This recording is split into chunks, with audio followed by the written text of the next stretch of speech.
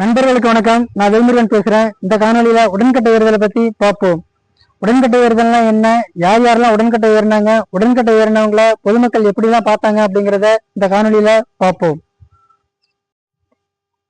ஒரு பெண் தன்னோட கணவன் இறந்ததுக்கு அப்புறமா வாழ விரும்பாம விருப்பப்பட்டு கணவனோட சடலம் இருக்கிற சிதையோட நெருப்புல விழுந்து தன்னோட உயிரை மாச்சிக்கிறது தான் உடன்கட்டை ஏறுதல். கணவன் இறந்ததுக்கு அப்புறமா ஒரு பெண் உடன்கட்டை ஏறணும் அப்படிங்கிறது கட்டாயம் கிடையாது. கட்டாயப்படுத்தி எந்த ஒரு பெண்ணையும் சிதையில தள்ளி சாகடிக்கிறத சங்க காலத்துல தொடங்கி தமிழக மன்னர்கள் பேரரசா இருந்து ஆட்சி செஞ்ச கிபி 1278 வரைக்கும் இருந்த எந்த தமிழக அரசர்களும் ஆதரிக்கல, எந்த பொதுமக்களும் ஆதரிக்கல. ஆனா அப்படி இறந்தவங்களை தெய்வமா வழிபட்ட கதைகள் இருக்கு.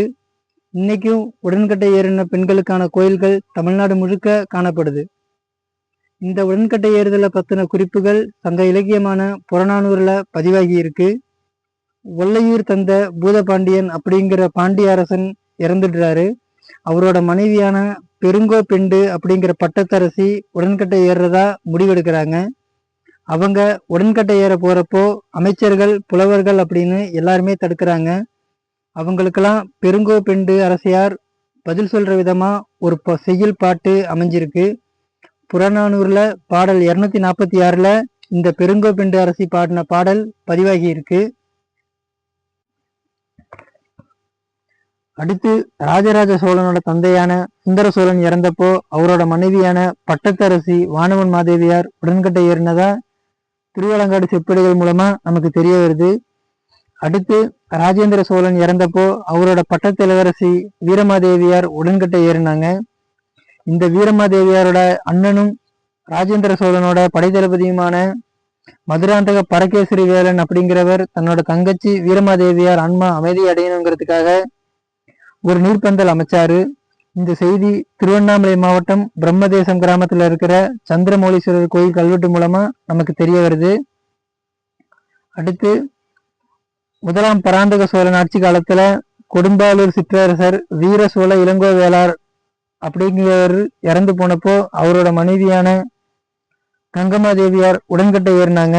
இந்த செய்தி கல்லூர் கல்வெட்டுகள் மூலமா நமக்கு தெரிய வருது.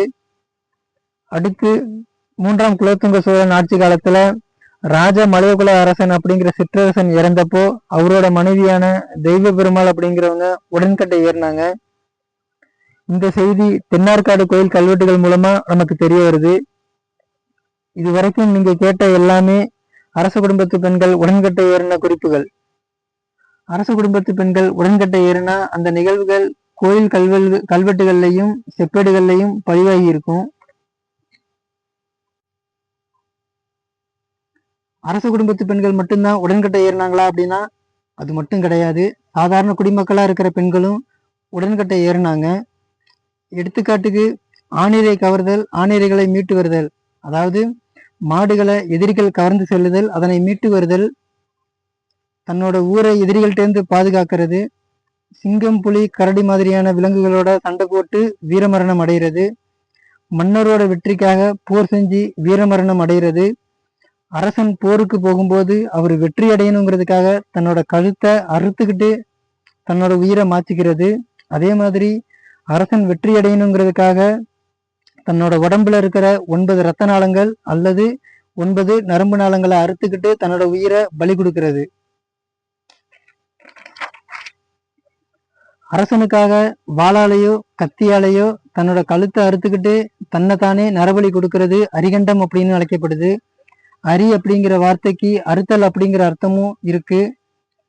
கண்டம் அப்படிங்கிற வார்த்தை கழுத்து அப்படின்னும் பொருள்படும்.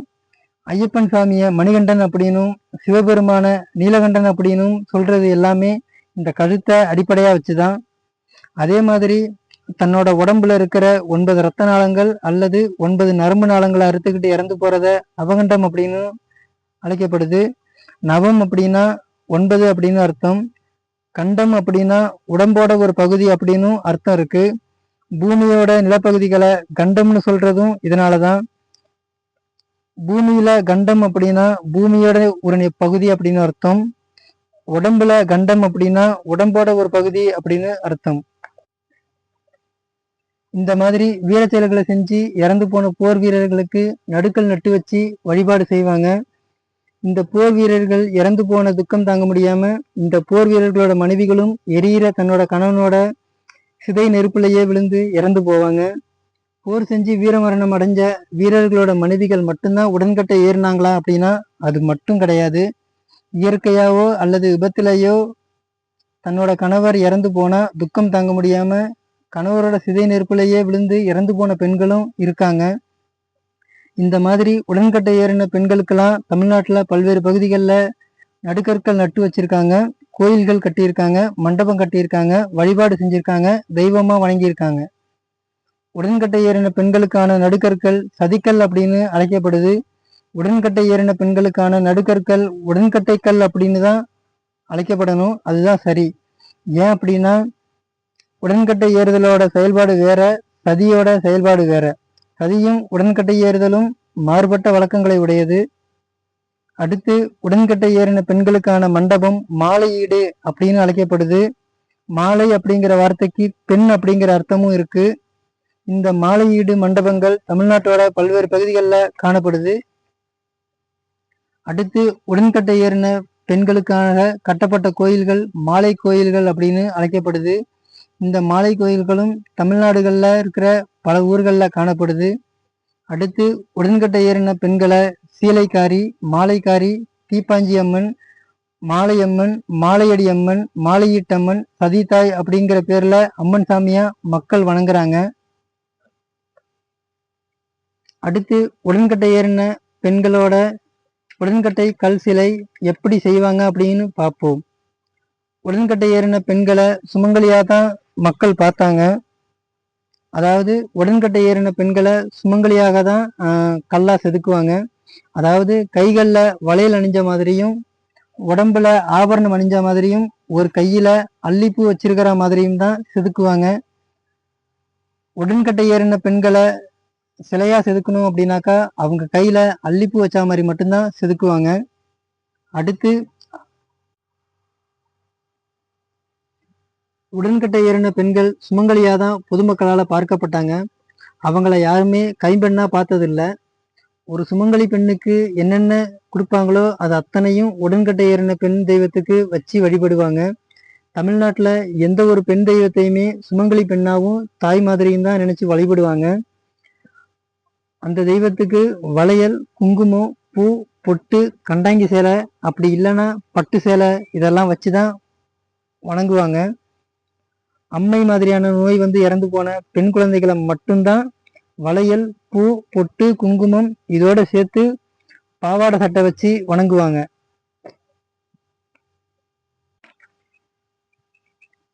அடுத்து தமிழ்நாட்டுல உடன்கட்டை ஏறின பெண்களோட நடுக்கல், மண்டபம், கோயில் இதெல்லாம் எந்தெந்த ஊர்ல இருக்கு அப்படின்னு பார்ப்போம். சேலம் மாவட்டம் பக்கத்துல வட்டமுத்தான்பட்டி அப்படிங்கிற ஊர்ல ஒரு நடுக்கல் கிடைச்சிருக்கு.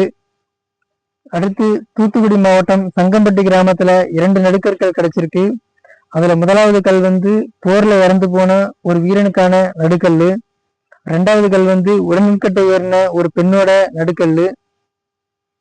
அடுத்து அதே தூத்துக்குடி மாவட்டம் ஒட்டப்பிடாரம் கிராமத்துல உடன்கட்டை ஏறின ஒரு பெண்ணை மாலையம்மன் அப்படிங்கிற பேர்ல வணங்குறாங்க. அடுத்து அதே தூத்துக்குடி மாவட்டம் வேம்பாறு கிராமத்துல உடன்கட்டை ஏறின ஒரு பெண்ணோட கல் சிலை கிடைச்சிருக்கு. அடுத்து ராமநாதபுரம் மாவட்டம் சாயல்குடி பக்கத்துல கொக்கரசன் கோட்டி அப்படிங்கிற கிராமத்துல உடன்கட்டை ஏறின ஒரு பெண்ணை மாலைக்காரி அம்மனை வணங்குறாங்க. அடுத்து அதே ராமநாதபுரம் மாவட்டம் நரிப்பையூர் கிராமத்துல பாண்டியர் காலத்தை சேர்ந்த ஒரு கோயில் ஒண்ணு சிலை இல்லாம வெறும் மண்டபமா இருக்கு. இது வரைக்கும் நீங்க பார்த்த எல்லாமே உடன்கட்டை ஏறுதல் பத்தின குறிப்புகள் மற்றும் உடன்கட்டை ஏறினவங்களை பத்தின குறிப்புகள். உடன்கட்டை ஏறின பெண்களை தீப்பாஞ்சியம்மன் அப்படின்னு வழங்கப்படுறதா நான் குறிப்பிட்டிருந்தேன். பெண்களுக்கு தீபா அப்படிங்கிற பேர் வைக்கிறது கூட தீப்பாஞ்சியம்மனை ஞாபகப்படுத்துற விதமாக தான். தீபா அப்படிங்கிற பேரு தீப்பாஞ்சியம்மனை தான் குறிக்கும்.